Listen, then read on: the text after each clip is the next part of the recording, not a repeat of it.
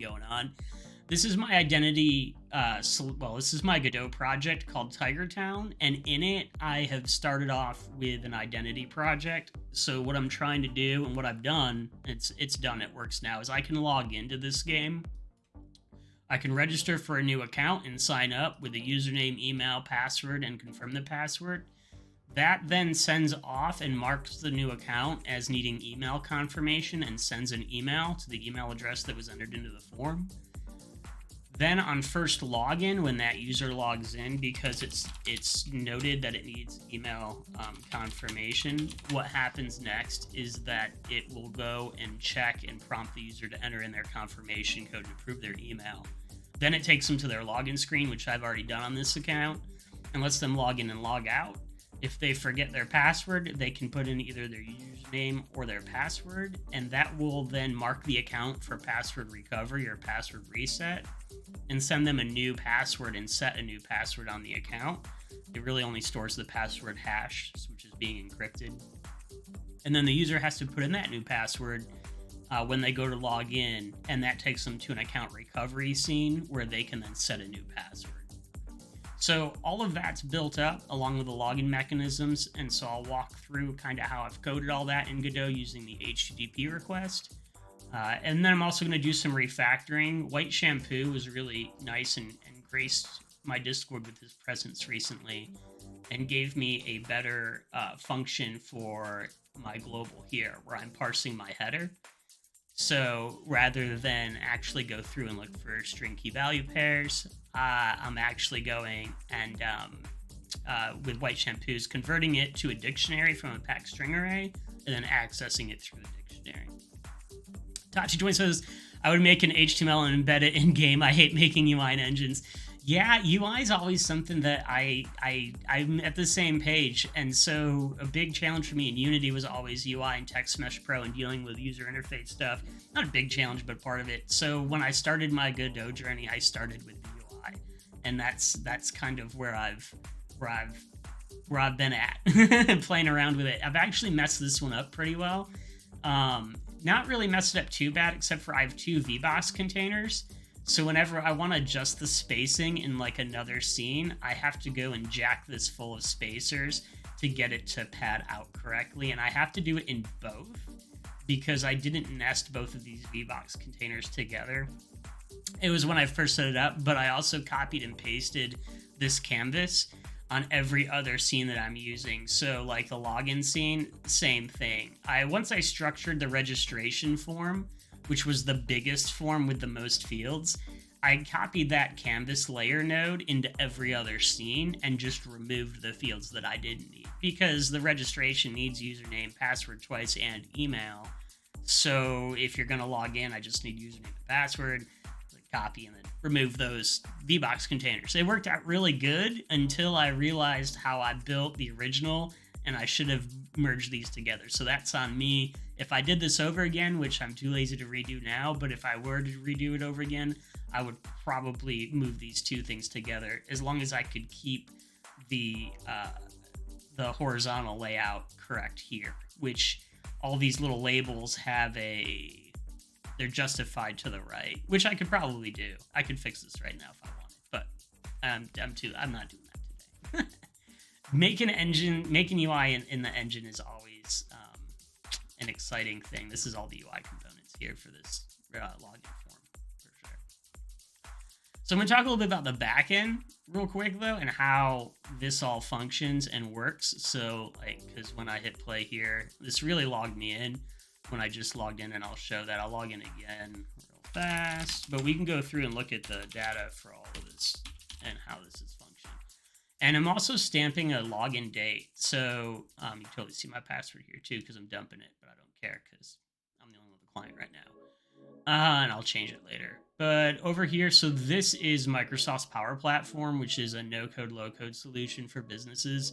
Typically, organizations use this to build their infrastructure, and it's part of their Microsoft tenant. So Exchange Server, SharePoint, all that kind of office and business stuff exists, but inside of that exists an entire offering of software called Power Platform, which has 5 different kind of core areas. One of those is Power Apps, another is Power Automate. And so I have a lot of knowledge of this product from my day to day. And because of that, I use this as a way to mock up and model out what I'm going to build.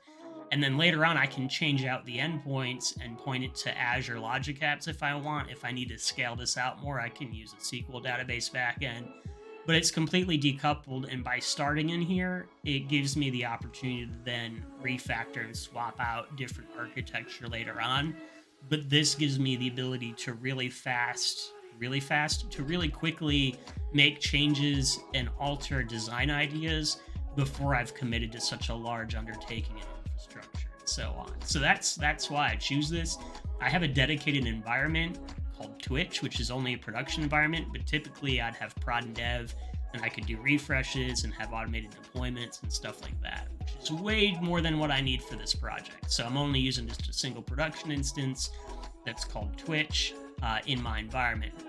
And inside of that environment, there's solutions, which encapsulate a whole bunch of stuff. My submission queue is also built in here. So if you were going to submit a game for me to stream on Twitch right now, you could paste that right in the chat with the command submit,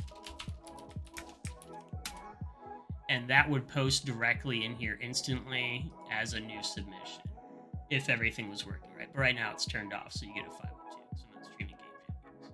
Anyway, I have another app here called Tigertown Users, which you can see my user, and I kind of have a password hash here because I'm in the middle of development, along with the email confirmation requests. And then in here, I have a Tigertown solution, and this holds all the components for my identity that I'm building out.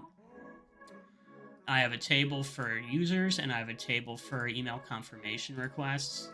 And then inside the table for users, I kind of have all these columns that store information that I need on the user, like last login date and so on. And if we look here, we'll see the last login matches what I just did. So that was 3 minutes ago, and it recorded it here.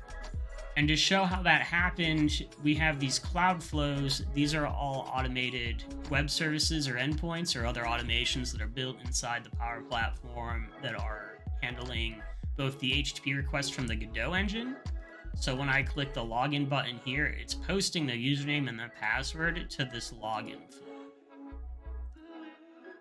And to drill into this really quick, we can look at the analytics of when it ran. And so 3 minutes ago, we can see that somebody logged in. If I wanted to, I could drill in and take a look and walk through this specific session. So I could see that there was encrypted content received here, or just content in an octet stream, right? And then I have my salt. This is what I use for the password encryption that I store, which I'm not going to expand out. We might see it. If so, I'll just change the salt layer before I put this out for other people to test with.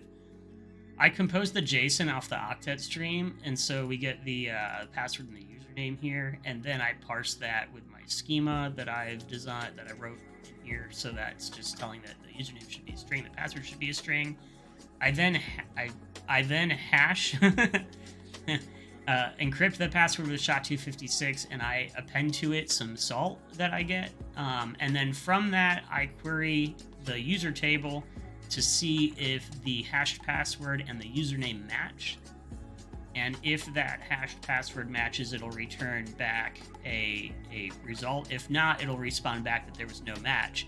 And what that looks like here, if I do like TigerJ and I make a password that I know is not right and hit login, I'll see back some warning text. The username and password entered is not valid. So how this is happening is that run just happened. If we go into login, let's just go kind of back into the run logs here. This is one where it didn't find a match, and I can expand that out in this condition. We'll see that it responded here when it didn't find the match. So green checkbox is the checkbox is the condition. The expression result was false. It didn't find a match, so it came back with status not found. And then in Godot, we have the login script here, and we check to see if the status is not found, and then if not, we update the helper text with the username and password entered is not valid. If the web service comes back that the user was found, it returns back login, and that's where we tell the session manager to go and change it. and we change to the lobby scene. We actually take our player to the multiplayer lobby, which I haven't built yet, but I'm going to build it soon. Yes. So that's, and I also set the user ID to a session variable, and that's the GUID that responds back to the actual account here. So this user ID, which is up here in the URL, this value,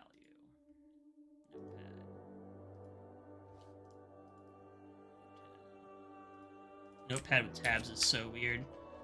So this is the GUID, or the general globally unique identifier. I used to say general unique identifier. Globally unique identifier for the user record in the account. That comes back from the service also, and I'm storing it just to have in the future because I know I'm going to need it later on. So just forward thinking there. But so that's kind of what happens is the login service posts the username and password that the person enters in off of the client here.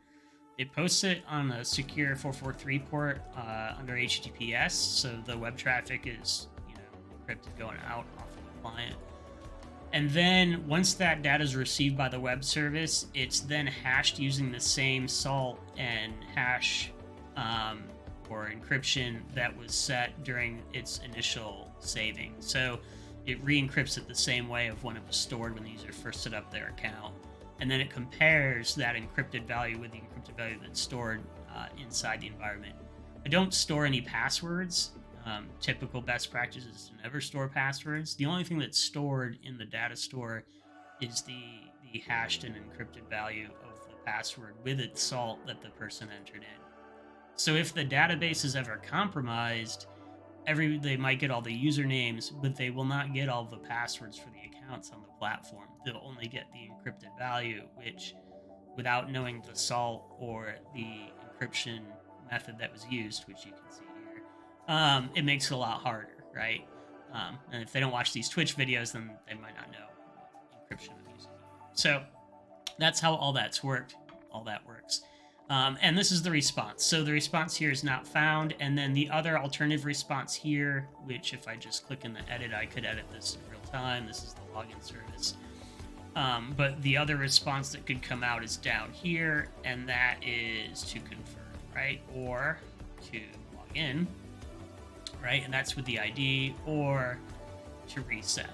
So there's a bunch of different conditions that happen. So once they're logged in, if they're matched, it'll take them to login. If they don't match, it'll output to the screen, hey, your username and password, they're not valid, you can't log in. Or if the account is marked with a value that they need to confirm their email, it'll route them to confirm their email. Or if they're marked that they need to reset their password, it'll route them to reset their password. So there's a different scene for each of these in Godot: confirm your email, reset password, or go to the actual multiplayer lobby. And all of those are driven off of the status that's responded back from the login service, essentially.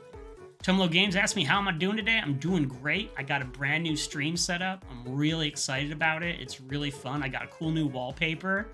Look at this. Boom, showing all the jams that I'm streaming. Some great games to check out. I should get Dashing Sun down here also, Tomlo. I'll have to see about that soon. And then I got my trash can labeled very clearly in case I need to throw anything away. So doing good.